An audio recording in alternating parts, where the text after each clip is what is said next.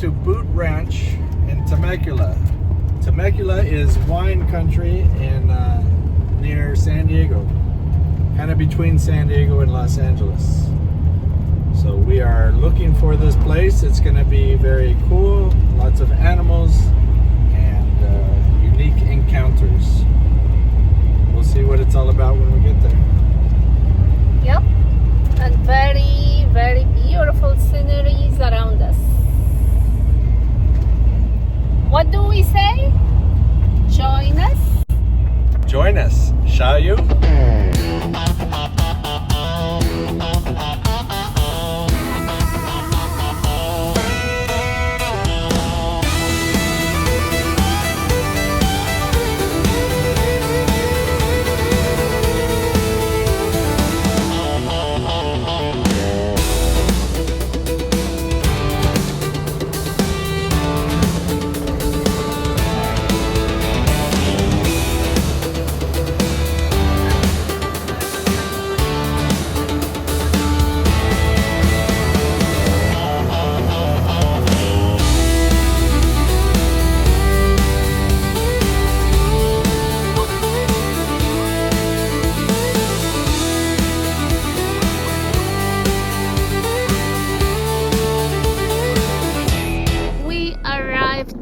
Destination for the coming 2 days. Look at this, how amazing is this view. Wow. Okay, we got to pump the water the old-fashioned way to fill up our tanks. Here it is. We got to fill it up. Jack and Jill went up the hill to fetch a pail of water. Wow. Yeah, this is how they used to have to do it. This is how you do it. In the old days. Pump it up, pump it. Gonna get some triceps here. You got your left arm triceps. Now your right arm triceps. I believe until the water goes to the motorhome. This is a workout. I Yes. think this was made to do exercise. I believe so. Luckily my shoulder's feeling better. Yeah. You're gonna hurt it now. One eternity later. You think it's full yet? I don't know, I'll go check. How many pumps do you think it takes to fill up the motorhome? Juno, what are you doing up there? Checking out all the animals? So what exactly is Boot Ranch? Well, it's not your typical campground, not even close. Boot Ranch is part working ranch, part animal sanctuary, and part Wild West experience, all tucked away in the hills of Temecula. And what makes it really special is you're not just visiting, you're in it. When we pulled in, Gus, the owner, welcomed us in and guided us right to our spot. And wow, this might be one of the best sights we've ever had. We ended up parked in a beautiful location, with a smaller cliff behind us to the south and a much larger one off to the west. And every evening, that western cliff really delivers. The sunsets here are just dramatic. The kind where the sky lights up in layers, orange, pink, deep red, and it spills across the valley. It's one of those moments where you just stop, sit back, and take it in. And then, in the morning, it's a completely different vibe. You don't even have to step outside. Just sitting at the RV dining table, looking out the window, you'll spot a few hot air balloons quietly floating across the sky. I wanted to stop by and say hello to the Cabazon dinosaurs, aka the world's largest dinosaurs. These are a classic California roadside attraction. Early the next morning,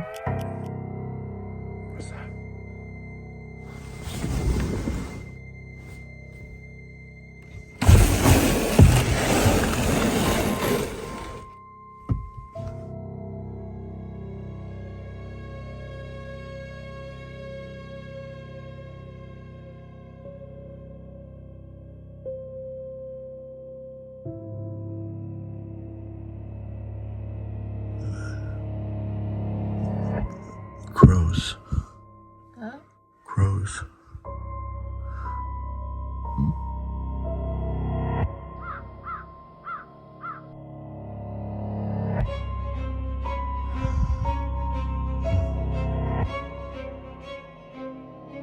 Maybe they landed on the ladder.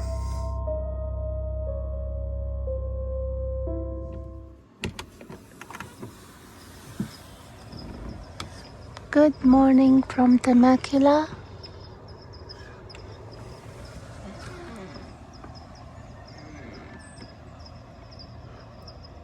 What an amazing view.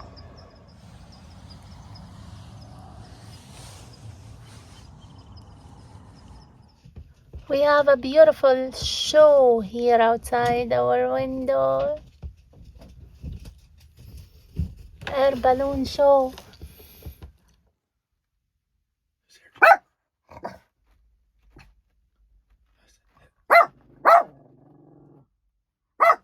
What's out there?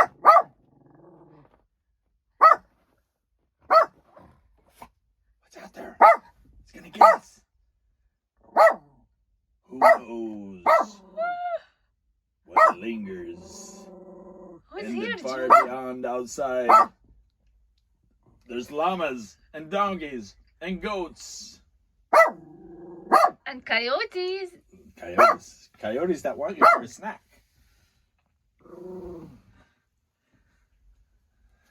Who's here, Juno? I see a squirrel. Squirrel! Squirrel!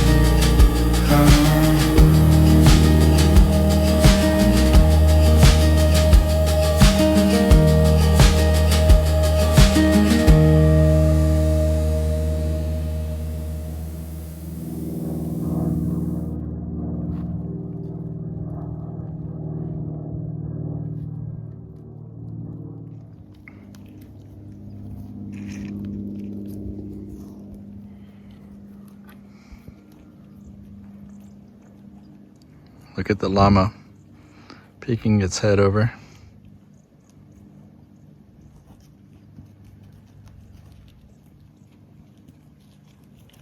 I think they're all going to come down here and say hi to me. Look at that.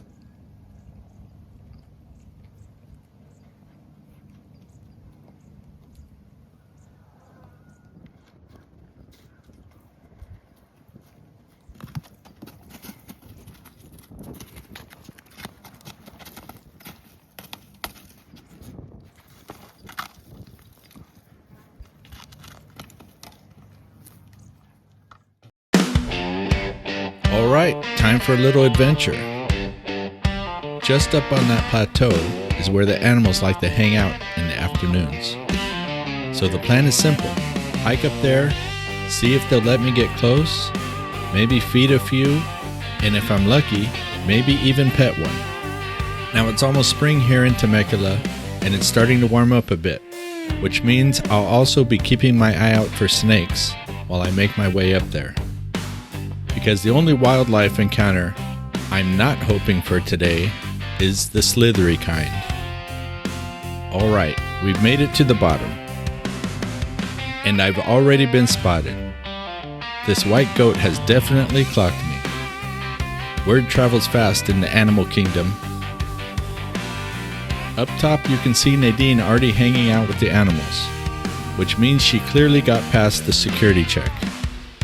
The donkey though, he's looking down here like, who's this guy sneaking up the hill?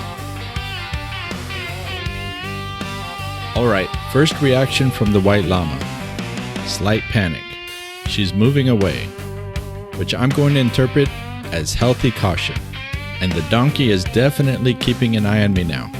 And that other white llama over there, he's giving me the full security scan right now. Okay, making my way up onto the plateau now. And one by one, the animals are starting to notice me. There in the background, you can see the starship FERGUNIZED. Coming around to the front of the group now, they're enjoying their fresh hay, but definitely keeping an eye on me. This young llama seems curious, and the donkey, he's definitely interested now. In fact, I think he might have just helped me out by nudging one of the llamas closer to me. Thanks, buddy. Alright, we're going for it. Face to face with the llama. And yeah, that's a little too much social interaction for her. New strategy.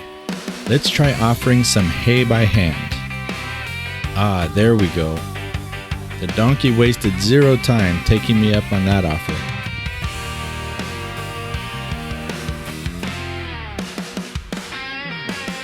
And look at that. He's even letting me pet him.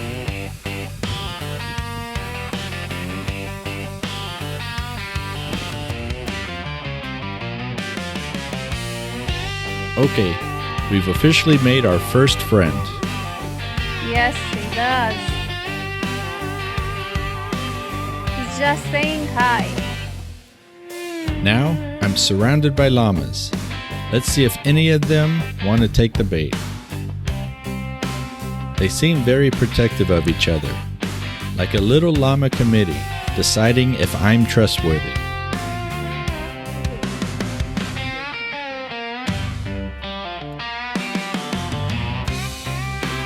And here comes our next guest. I'm calling her Mama Goat, mainly because I suspect she might be pregnant. I mean, she's definitely eating like she's feeding 2, or maybe 3, or however many goats come in a litter. And hey, she's even letting me pet her. Let's see if pretending to eat the hay myself makes the llamas jealous. They do look slightly offended by the idea. This young llama is seriously adorable. And look at Mama Goat. She's figured something out. Instead of eating the hay off the ground, she's eating it right off the llama's back. That's honestly pretty smart.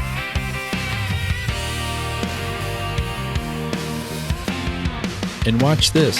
When the young llama backs up, yep, immediate goat butt. Classic farmyard behavior. Meanwhile, Nadine is trying to get in on the animal interaction as well.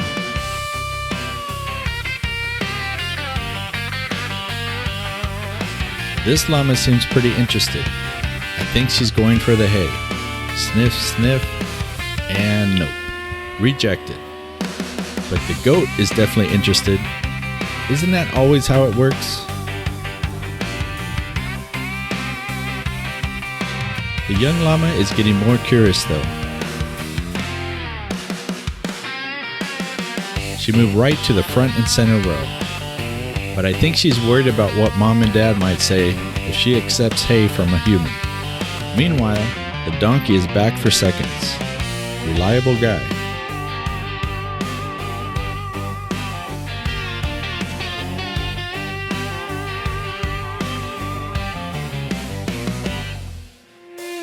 Nadine is getting some interaction with the goats over there. Although honestly, I think they're just hoping she has more snacks.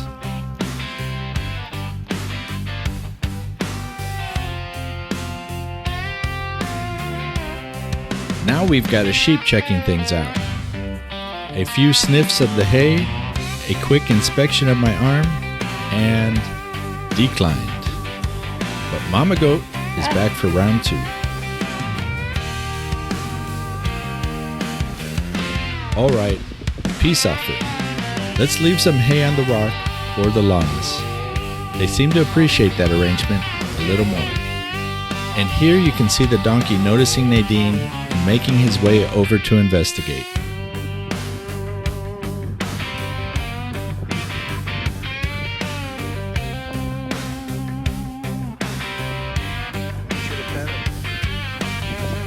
Nadine is going in for the pet.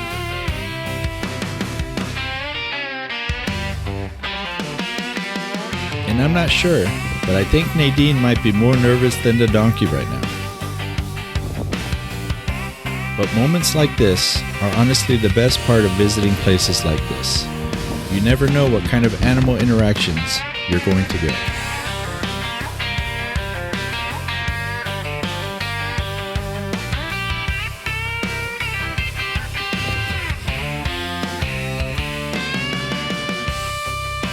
Now Nadine is going to try her luck with the llamas.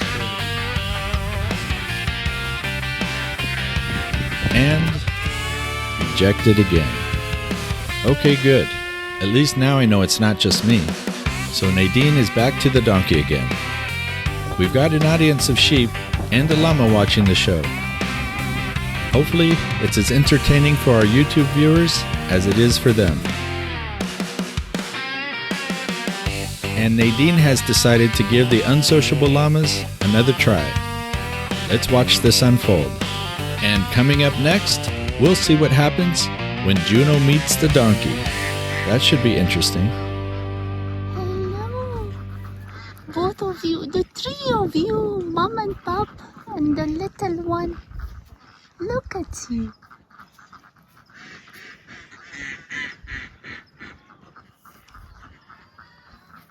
You're posing for the camera?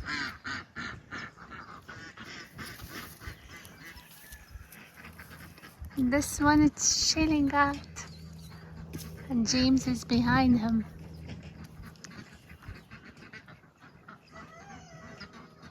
Hi, my friend.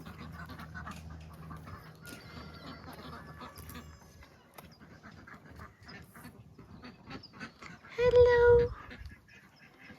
Hello. He likes to be pet.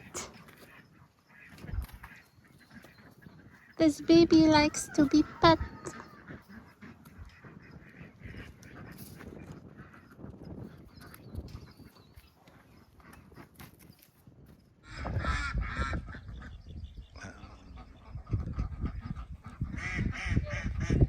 I don't think he'll let you pet him, but he's letting you get close. That's good.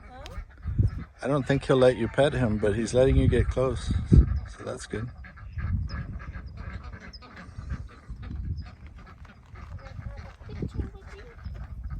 I think I made him nervous.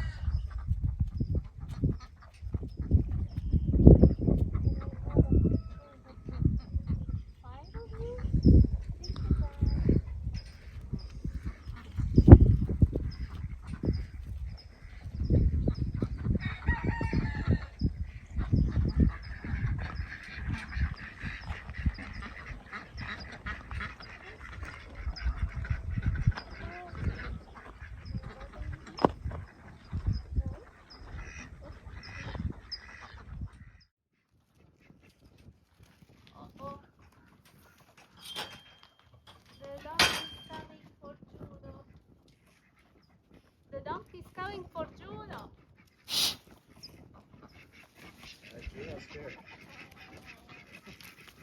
Okay. Juno's scared. But the donkey is friendly. He just wanna be pet. Don't make him bark at him.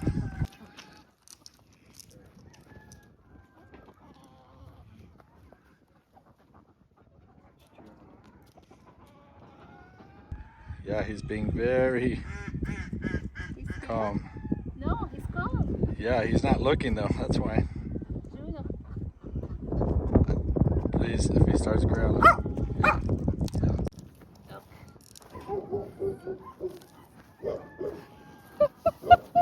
But you did good, Juno. He did good.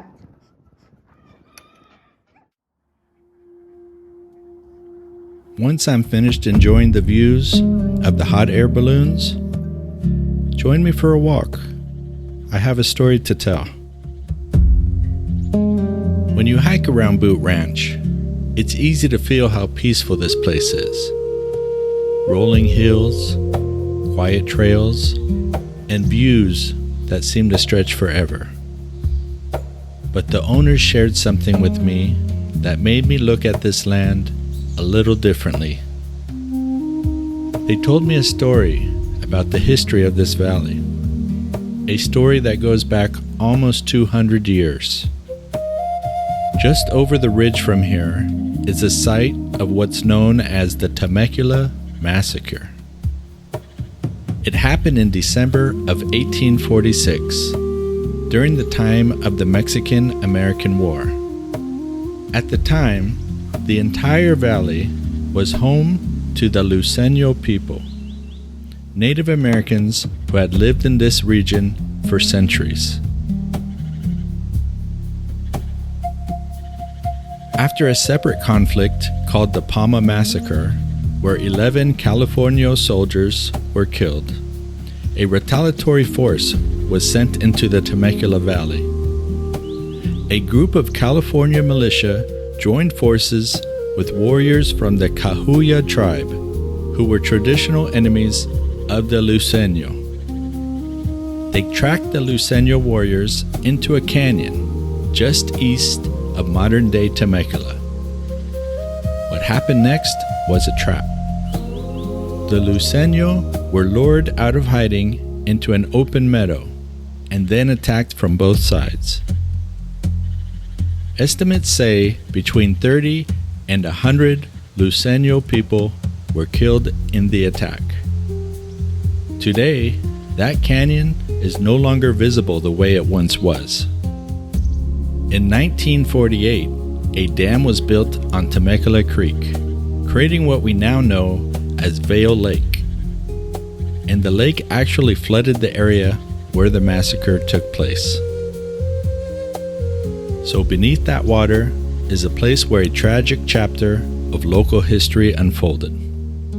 According to the story the owner shared with me, the massacre happened during the winter. Because of the conditions, the Luceño people couldn't immediately recover the remains of those who were killed. But when spring came, they returned to gather their dead and give them a proper burial. and the resting place for many of those remains is believed to be right here in modern-day Temecula. If you drive down Temecula Parkway, there's actually a small fenced burial area surrounded by a shopping center parking lot. Most people drive right past it without ever realizing the history beneath their feet. When the owners first moved onto this land, here at Boot Ranch, they told me something felt different about it. They said there were disturbances on the property, and they eventually invited members of the local native community to come take a look. According to them, those tribal members said that the land had once been blessed long ago, but that it needed to be blessed again. It took almost 2 years before the final ceremony happened. And then something unusual happened that they believe was a sign. On Thanksgiving morning, a bald eagle landed on their telephone pole and stayed there for nearly an hour. Now, what makes that remarkable is that bald eagles are extremely rare in this part of Southern California. They took it as a message that the blessing had been accepted. Soon after that, tribal members returned and held a ceremony here on the land. The owners told me that ever since then, this place has felt peaceful, and they continue to honor the land today. There's a medicine wheel here that they carefully preserve. When I heard this story, it hit a little closer to home for me than I expected. My grandfather on my mother's side was 100% Native American. So hearing about the history here, the tragedies, the traditions, and the respect for the land, it made me pause.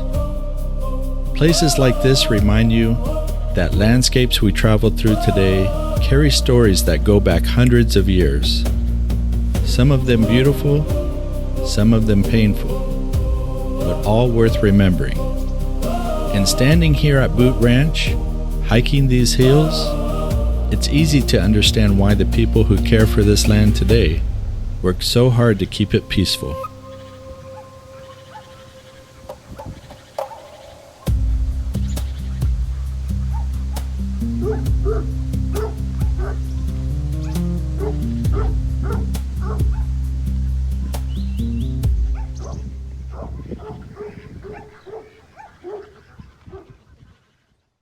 Kicking back here at Boot Ranch. Is it called Boot Ranch? I think Yes. it's Boot Ranch, right? Lots of flies. Lots That's of flies. the problem. Yeah, and they gather around the door, so they try to get in when you open the door. Cheers. That's what we will do. Cheers with Pepsi. So here in Temecula, it is warm during the day. I would say probably 80s, low 80s, and then it's cool at night. So maybe in the 60s at night. Yeah. So be ready for extreme temperature. I don't know if you want to call that extreme, but be ready for warm during the day and cold at night. It was 54 yesterday at night. 56. Okay, so low 50s at night and probably low 80s in the day. Yep. Yeah. So be ready to wear a t-shirt and have a cold soda during the day and have a jacket at night. Definitely, yeah. Yeah. We're hooked up to electric, so we use a space heater at night. We got well water. That so far has been pretty good. They charge, I think, $10 a day for the electric and $5 for the water. Yeah. And it's $45 for additional days. And they have animal I'm drinking it store. now. Yeah, lots of animals. You're going to see that all throughout our video. You can hear the donkey right now. Juno, we took Juno. Yeah, Juno was pretty good with the animals. Yes. He only barked. Did he even bark or only growled? One time only on the donkey when the Yeah. donkey came close to him. But the llama are scared of Juno. Yeah, the llamas don't like the dogs, but they were pretty patient. Yeah. with them. And other things you can get here, we plan to get eggs. How much are the eggs? Do you remember? It depends. Duck, eggs, Duck eggs. or chicken, or what else they have. They were saying something else. I don't remember. Yeah. They have remember. a price list. Lip balm, Yeah, it's like $5. I Yeah. think like $4.95. It's lip balm. They make it here. They make it from the bees, from honey, something like yes. that. They have lots of other things. We're interested also in honey. They said there's different types of honey, Yeah. so we're gonna look into that. We really like honey, especially fresh. We're gonna take a tour soon in about an hour, and it's $18 per adult. So we'll be making a video from that. So stay tuned, or it'll be on this one. I'm not sure how we're going to divide it yet. I always Maybe pay attention or keep my eyes on the ants because I don't want any ants crawling on him. yeah. I don't see any ants. I saw some. You saw some? Not here, but I saw some earlier. Yeah. Yeah. But it's nice and cool right now. It's like 4:45. It's starting to cool down. We're in the shade of the motorhome. Yep. Nice views of the valley and the rocks all around us. It's really great. It's really nice place to come and relax. Peaceful. Get away from it all. Interact with animals. That's always my favorite thing to do. And Juno has been nice and good. Juno's getting calming down in his old age, I think. Although, you know, he wanted to bite German in Venice. That was funny. No, Juno doesn't bite. Juno plays. Plays. Juno has one volume level, and it's 10. So whether he's saying hi or whether he's saying get out, Hi. it's the same. Get out bark. of It's here. the same bark. I gotta work. I'm sorry. I'm sorry. You tell her My very wife is emotionally right there. depressed. My wife is right there. I don't care. I'll be the other woman. I'll be the other woman, huh? So we do a lot of different things on Boot Ranch, as you saw some of our animals. Right now the bees are not here. They were moved because of the weather. But the gentleman and his wife that own the bees, the company is called Crystal Honey. And so this honey that we have is called wildflower honey. And this is their avocado honey. Their avocado honey is spectacular, especially if you like to barbecue. Either meats or even fruit. So this is one of my favorite honeys to work with is the avocado honey. Now, Crystal also has a couple of other lines of things. She has a lip balm that you can purchase, and it's made with the beeswax. And she also has this cute little honey tub. Oh, yeah. And it is also made with beeswax. So that's the lip balm, right? This is the lip balm, correct. I think Gus might have told you about our eggs. So this is from Crystal Honey from here. We have different eggs. We have chicken eggs and we have duck eggs. A lot of people want to know why duck eggs are so good. Duck eggs, besides the Asian community loves duck eggs, but so does the baking community. Duck eggs are perfect for baking. It volumes up, it has a larger white. So if you bake, that is a perfect egg to use. We do not wash our eggs, and because we don't wash our eggs, a lot of people try doing hard-boiled eggs, and it doesn't really work out. When you're doing farm fresh eggs, you want to poke a little hole on the bottom where there's usually an air bubble with a little like thumbtack. It releases the air and you steam them. Don't put them in boiling water, and then the membrane will shrink, and then you can use it for hard-boiled eggs. Duck eggs, if you hard-boil them, they are a little rubbery, but you get a little leaflet to tell you how to use the eggs since they're not washed. A couple of other things that we have here on the property is We do try to reuse everything. So I make bee honey soap.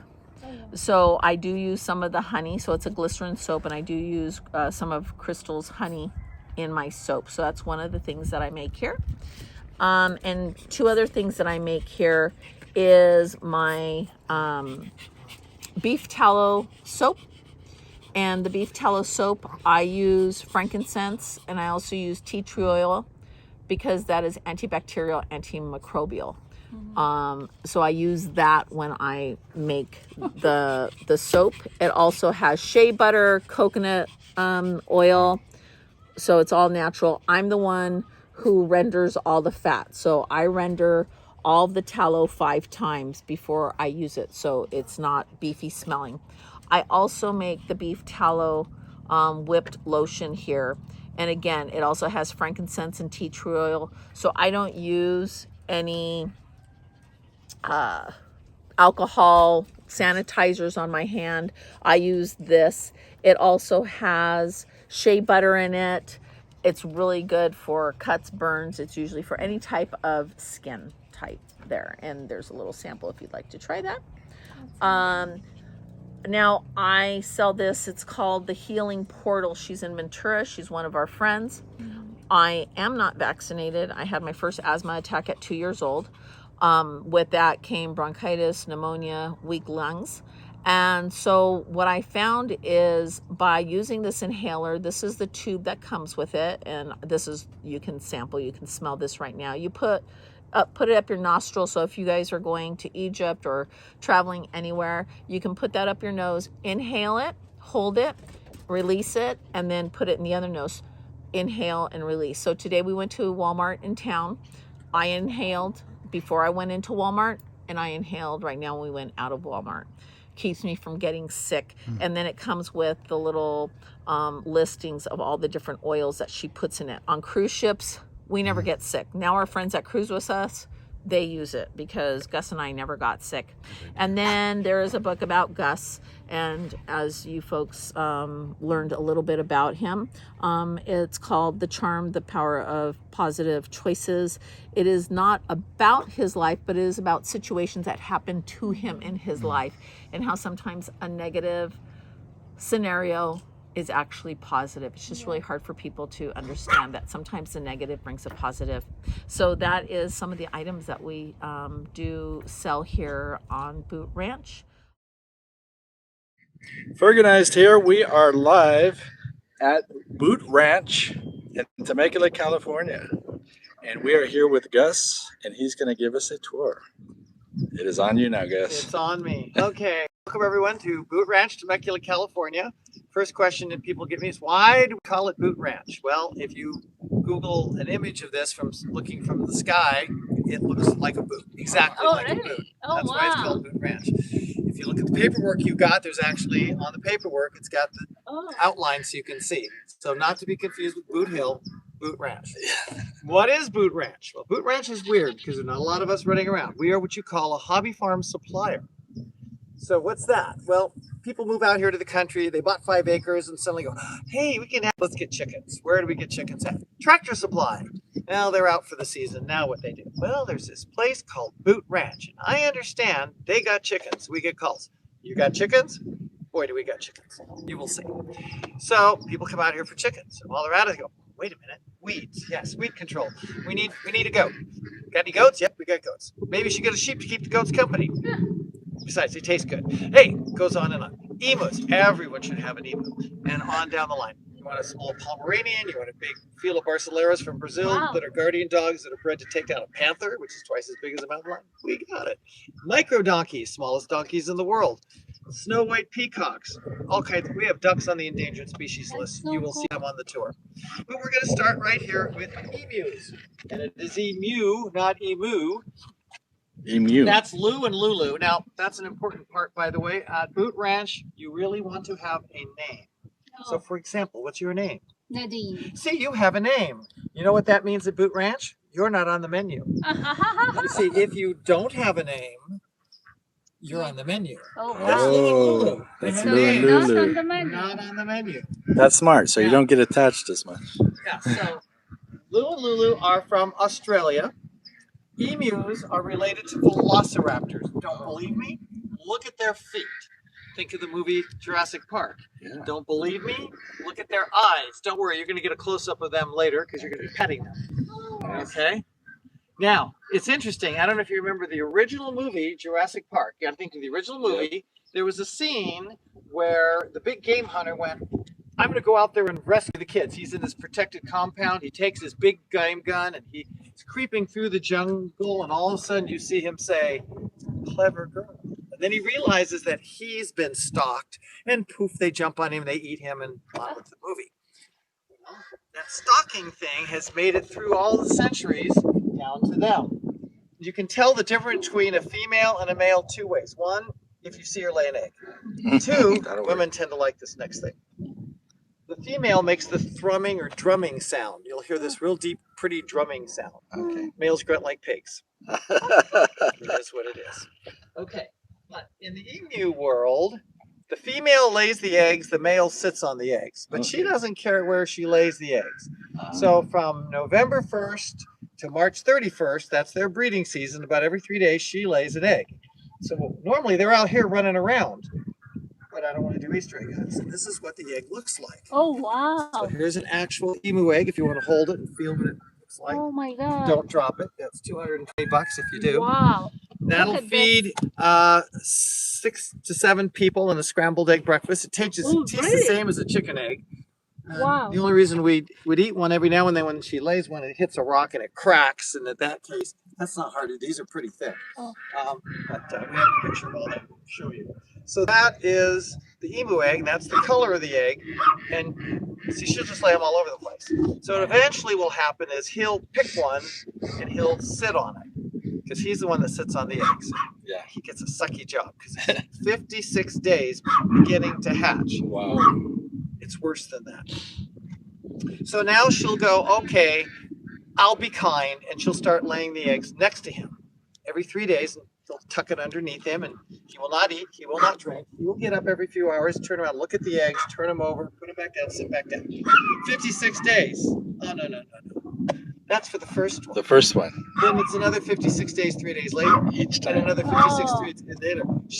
This goes on for months and months, and he will just sit there. He will lose about half his body weight. He won't eat, he won't drink. It could be super hot, it could be pouring rain. He's a good daddy. He just sits up. So we don't let him go through that. We just put him in an incubator. All right. So now we're going to go in. Last one in shuts the gate. Now keep in mind, they are deathly poisonous. Oh, wait. That's never mind. That's Lulu. I know which is which because I've been confused. That's Lulu, that's Lou, but I know them personally. Lulu and Lou. Hear the drumming sound? Oh, yeah.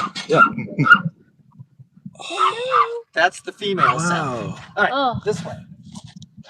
Words in 3 countries. You got in the water, dude. Yeah. Lots going on here. Pet an emu. Oh, emu. All right, we're going to pet an emu. So you want to pet your emu? Yes, definitely. Pet my So emu. just reach over and pet it. He doesn't mind as long as he's distracted, huh? Come here. There you go. Oh, that's so cute. There you go. So out there in the real world, they will eat scorpions and they'll kill snakes. And Really? they'll eat lizards and bugs and tarantulas and all kinds of fun stuff. But if you look at their eyes now, think of the movie Jurassic Park. This is where you can see a good look at their eyes and see what we're looking at. Those are the ears? That's their ears, yep. Oh, wow. Oh, What's your no accent? holes, huh? Egyptian. So Egyptian. Arabic and French too. And French. Hi. That's cool. Hi, sweetie. Oh, my God. All right, are we ready to continue? Yes. Now, on today's tour, you're going to witness the, wait for it, parade of animals. Ta-da! It happens twice a day. We missed every it day. yesterday. Yes, you will see the parade of animals. I love marketing. Oh, we got turtles. It is the Great Tortoise Arena. He's about 85 years old, weighs about 300 pounds. Then we also have Pebbles and Bam Bam. So that's Tank. There's Pebbles, Bam Bam. Down there's also Quasimodo. Quasimodo got ran over by a car when he was little, but he's about 80 years old and he's just fine. And running around out here on the property, we'll see Donatello and Moco Moco. They have GPS tags on them. So does he actually. Donatello, yeah. So this is where they live. The females never leave here because we control, this is where the babies are all born. And we'll have about 100 and some babies born a year. These are called sulcatas. The largest tortoise on earth is called the Galapagos. The second largest is called the sulcata, and there's two branches. There's the giant branch, and I'll call it the regular branch. This is the giant branch of sulcata. So they will keep growing. If you got one, you have to put it in your grandchildren's will. Oh, right. Because they'll live to be about 180 years old. One died recently. It's one of the zoos at 220 years old. Okay? Wow. Nice. Now, we're going to turn our attention to ducks. You're going to learn more about ducks than you wanted to know. This is one of those things is once you know, and until you know, you don't know, and once you see it, you can't unsee it. So how do you tell a female duck from a male duck, assuming they're all the same color, and assuming that the headdress and everything is the same? So just pay attention to the white ducks. Okay. So here's how you tell. If you look at any of those ducks, look at this one right here. See the tail, this closest one? It just goes straight up in the air, perfect. Yeah. Now the one that just about went in right there, even though it's got the poof on it, that's because it's called a crested duck. We have crested ducks, Peking ducks, we have several different kinds of ducks. But you can tell a male duck from a female duck because, see this one walking this way? That's a male duck. So is that one. How do you know? Look at their tail. See the tail? See the very tail curls? Yeah. You know, women keep their hair all perfect and men are sloppy with their hair, can't keep their hair straight. That's how you tell. Oh, so that one right there, even though it's the same looking as the rest, if you look at its tail, it's curled. And that makes it a male. That is true for all ducks. Okay. So this one then would be a female on the left? Yes, that would be a female. Now you know. Yeah. Here's the duck eggs. Our eggs are what's called unwashed. Do you know what an unwashed egg is? Yes, I'll explain it for the viewers so they get it. Yeah, certainly. Now, what I'm going to tell you in a little story makes total sense, but there's a secret in it. So a chicken or a duck lays one egg a day. So at the end of 30 days, it goes, okay, that's enough, and it sits on the eggs. 28 days later, 30 chickens hatch. They go, okay, so what's the big deal? Well, wait a minute. There is a big deal there. That first egg was laid 58 days ago. It laid on the ground for 30 days. The rain, the snow, the sleet, whatever. Not refrigerated, nothing. And yet, it hatched into a perfectly good chicken 58 days after the day it was laid.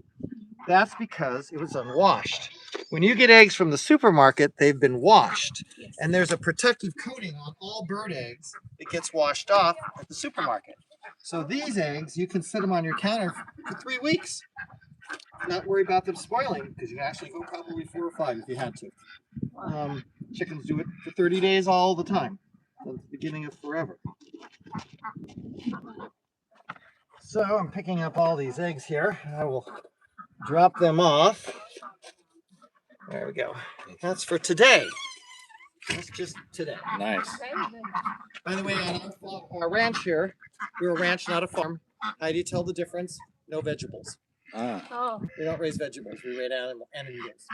So chicken eggs and duck eggs all taste the same because they all eat exactly the same food. Okay. Yeah. Like our lamb doesn't taste gamey like some lamb does. Deer meat doesn't taste gamey like deer meat does and all that. So one day I get a phone call. This lady says, guess I have to move to Colorado. Can you take my ducks? How many ducks you got? She says, 4. I go, oh, that's fine. Bring over the 4 ducks. So we bring over the 4 ducks. Ducks in here. I'm looking at these ducks. I'm going, I never saw ducks like this before. We have a full-time animal coordinator. He's in Panama right now, shipping some dogs around and stuff. And he's very knowledgeable. He looks at them. I never saw ducks like this before either. I'm going, what kind of ducks they are? He goes, yeah, I did too. Oh, well, let's go feed the pigs. And off we go. Months go by. 4 ducks become 8 ducks. Okay, now they're doing fine. Then we built our website. That's bootranch.info. Again, bootranch.info. That's the website for our ranch here. And I decided to make it educational. So if you look up an animal, you find out all about that animal in detail. Got to these ducks, and I went, well, I better find out what these ducks are all about. So I started researching. Holy mother, I've got to go to some master's collection. These freaking things are on the endangered species list. Wow. So we started a mass repopulation program. Wow. We sell animals here at Boot Ranch. We do not sell these. We will give a pair away to anybody that can demonstrate to us they have the ability to take care of them.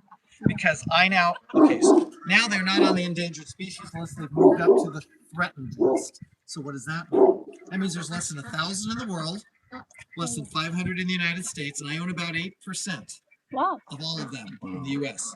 So we want to give them away because if suppose we had a fire or there was a disease and they all got wiped out. So the only thing is you have to promise us that you will breed them and make more, and we'll give you a pair for free. Everything else we sell.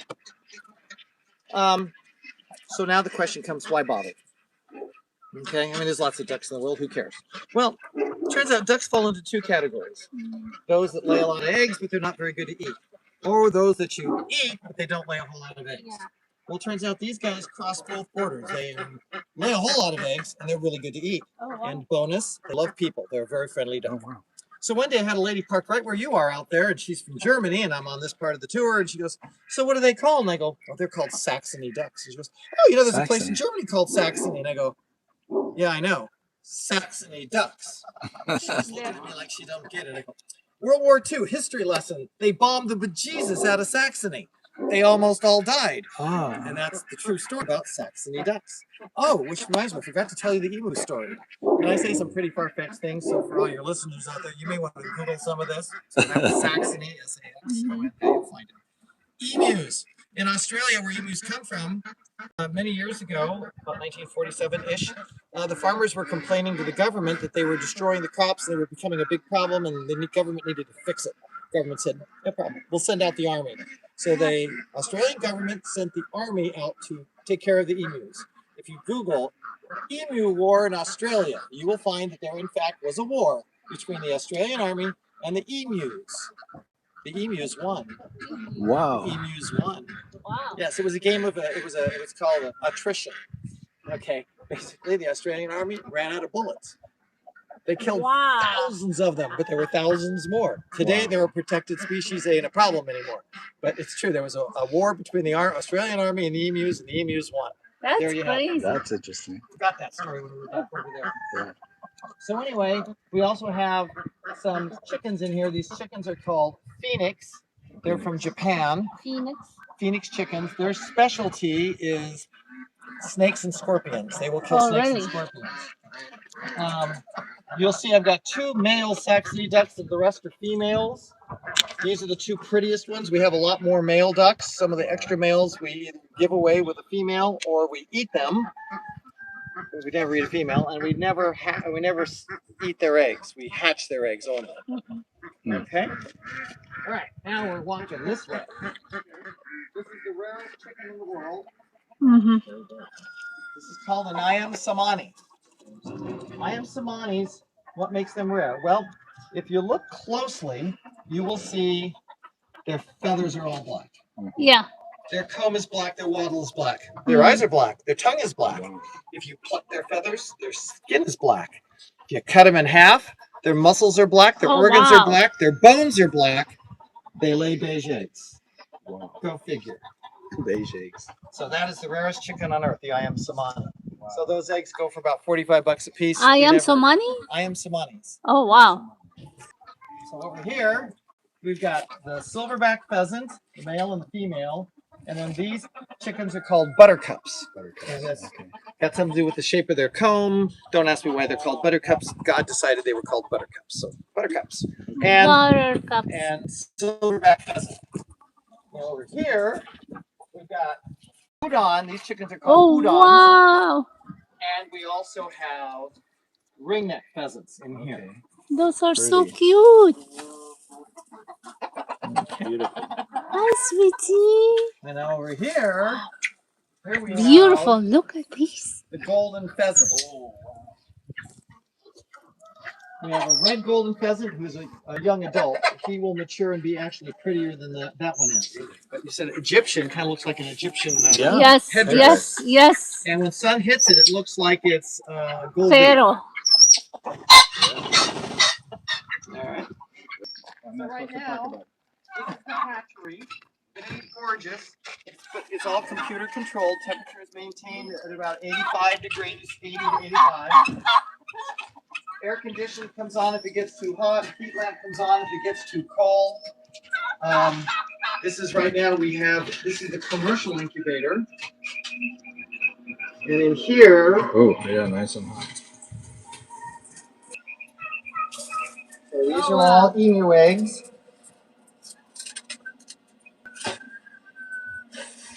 Oh, wow. Okay. That's so cool. And you sell these to be eaten, or you No. you raise These are all them sold as pets. pets? Okay. Yeah. And what happens is when they hatch, they stay in the incubator for 2 days. Then the people show up, we pull it out of the incubator, and we hand it to them. So it imprints on them and their family immediately. Okay. These are in here. We've got chicken eggs, quail eggs, Samani eggs in this little incubator. In another month, the emu thing will be done, and this will have about 180 to 200 chicken eggs in it at any given time. Too soon. But there's the leghorn egg, chicken. You'll see the leghorns later on. These are the Samani eggs, and these are quail eggs. Back here, these are the Japanese quail that we raise. Okay. Normally in here are the baby tortoises, but I just sold them all to a pet shop, so we don't have any baby tortoises until next September when they start hatching again. Empty tortoise cage. There's the quails. Nice. Okay, so over here, these are guinea hens. These are from Africa. Their shell eggs are 10 times harder than a chicken egg. They're in the cartoon movie The Lion King. You saw guinea hens. That's them. Yes. Their specialty is ants, ticks, and fleas. They run like road runners. They fly like eagles, and they act like watchdogs. So they make really good all around a ranch. They'll scream and yell if something shows up that doesn't belong. Wow. And this is general population. And over here we have a whole bunch of things. First off, that big turkey, that's Godzilla. Got a name. That's Gertrude. That's Mommy. Okay. They got names. We've got. There's a lot of the male Saxony ducks. Oh, yes. No name. Mm. Okay. Then we got the big chickens. Those are called the Jersey Giants. We've got Wyandottes and Cochins and a whole bunch of stuff out here. And we get about 25 to 30 eggs a day out of all this. Turkeys will start the same time the pheasants do, so they haven't started laying eggs yet. And then we will hatch. Yes, I know. Yes, you're just so mean. And there's a couple of eggs right there we need to get our hands on. Oh, wow. You want to try and grab them since you're smaller than me? Okay, good. Slide in there and grab some eggs. Careful, don't step on one by your foot. Oh, there's one, but yes. This is like Easter, early Easter. Don't let the turkey bite you.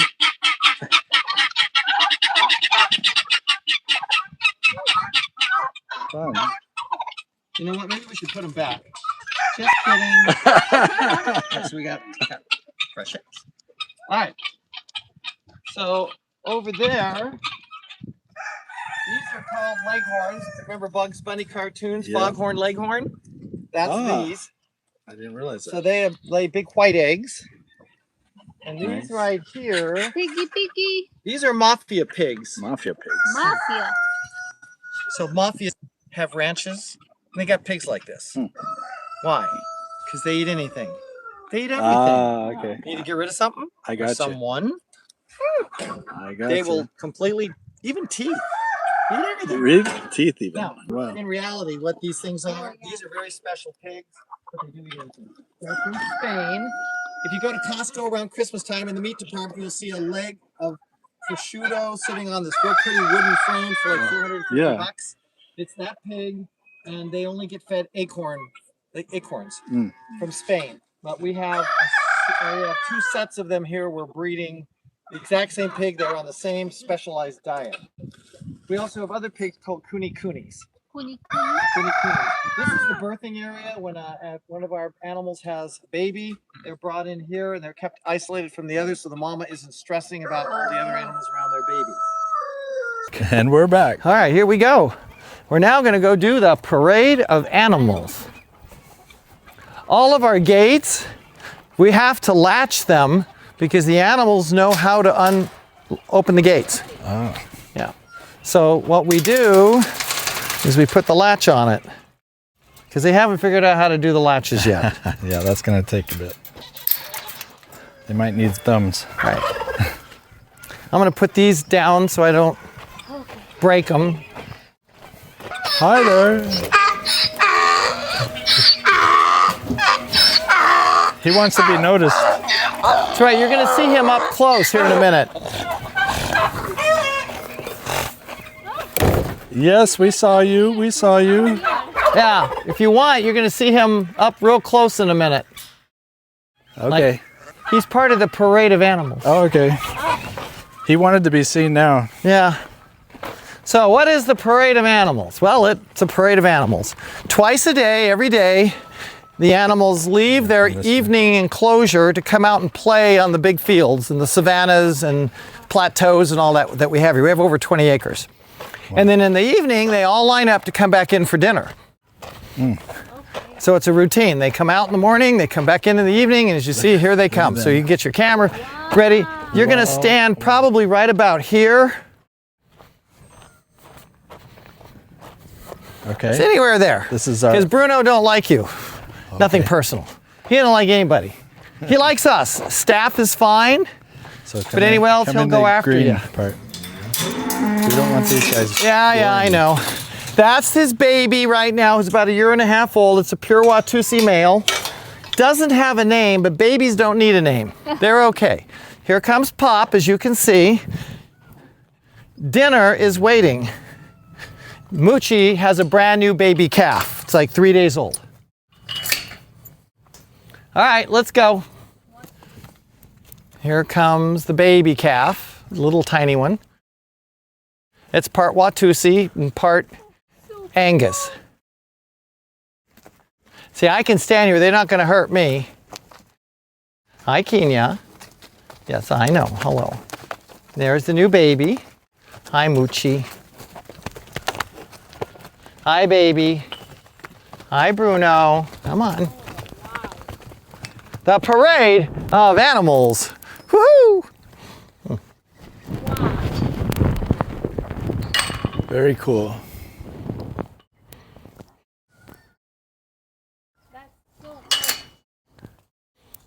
And again, tomorrow morning, they'll all be lined up to come out. That white one right there, the fluffier one, is the baby Marshmallow. That's the mommy behind it. Marshmallow. That's Marshmallow, and that's her baby. And then that's Mama, and that's her baby, and that's Rocky, that's the daddy.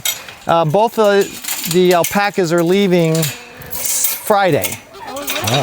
So come on out, shut the gate. Yeah, well, that's Lolly. So you met Pop. And the other one's Pop. Oh my gosh, did you get stuck again? Again? This is funny. Second time you've been stuck? Yeah. Oh, almost. Yeah, you got the idea. Yeah. Okay, hang on. There you go. That's funny. There we go. All right. And now, we're part of the parade. The Parade of Animals, Part 2. Part 2. As they all line up to come in for breakfast. Oh, there's Chelsea, the patio pig. Ah. Hi there. Again, latches because they know how to open the gates. Ha. This is Romeo. This is the ram. Oh, come on. There we go, everybody. The Parade of Animals.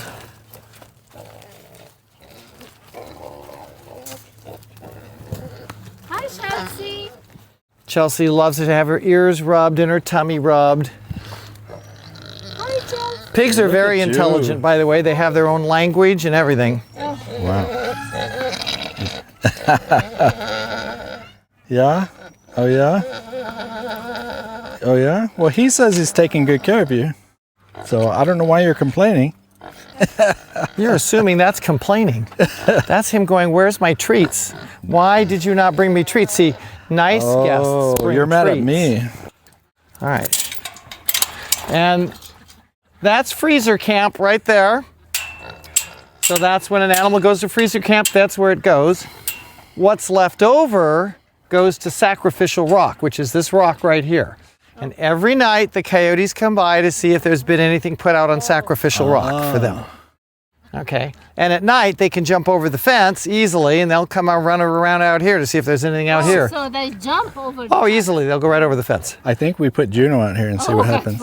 We Yeah. can get some good footage. Yeah. Stop. You know, anything for more viewers. Right? Exactly. Exactly. I think YouTube would block it. Yeah, because there's rabbits and stuff out here, and they'll come get the rabbits because rabbits think it's safer in here than out there, which during the day they're right. So I think this will conclude the tour, and you should take the microphone before I lose it. FERGUNIZED here, and it is time for the Starship Fergaprise to hit the road and on to our next journey. Don't forget to watch every Friday for a new adventure. See you next time. Bye. Yalla.